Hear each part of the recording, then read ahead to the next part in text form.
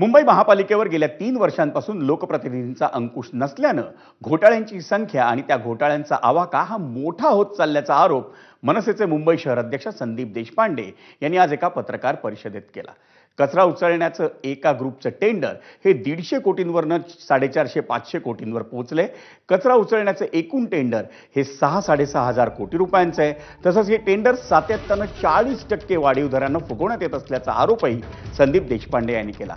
या प्रकरणात आपण मुंबई महापालिका आयुक्त भूषण गगराणी यांची भेट घेऊन एसआयटी चौकशीची मागणी करणार असल्याचंही त्यांनी स्पष्ट केलं.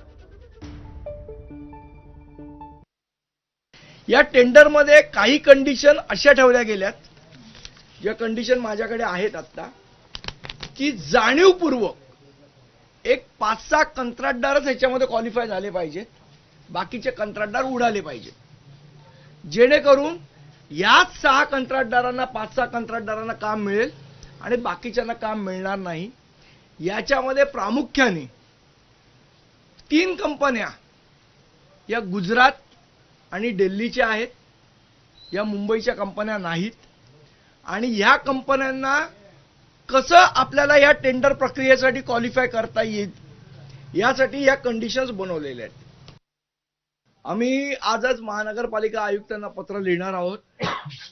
पूर्ण या प्रकरणाची चौकशी करायची मागणी त्यांच्याकडे करणार आहोत. आणि आमची नगरविकास मंत्री, मुख्यमंत्री यांच्याकडे मागणी आहे की या संपूर्ण प्रकरणाची एसआयटी मार्फत चौकशी झाली पाहिजे. महानगरपालिकेच्या अनेक घोटाळ्यांची चौकशी करताय, आयदर ईओडब्ल्यू और एसआयटी ही स्थापन करून या घोटाळ्याची चौकशी झाली पाहिजे, ही आमची प्रमुख मागणी आहे.